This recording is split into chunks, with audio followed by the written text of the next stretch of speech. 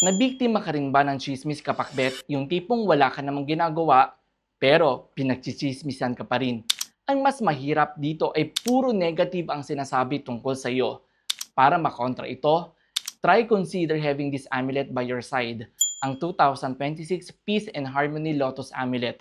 Makikita mo rito ang imahe ni Manjusri Bodhisattva, the Bodhisattva of Wisdom, na kung saan ay nagtatransform sa mga dispute energies tulad ng chismis into a peaceful energy.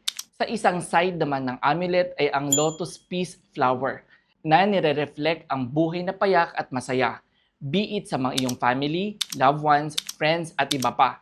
Additional benefits din ng amulet na ito mga kapakbet, it is one of the most effective countermeasure for the quarrelsome star number 3. Good for mind, clarity, and improving self-control.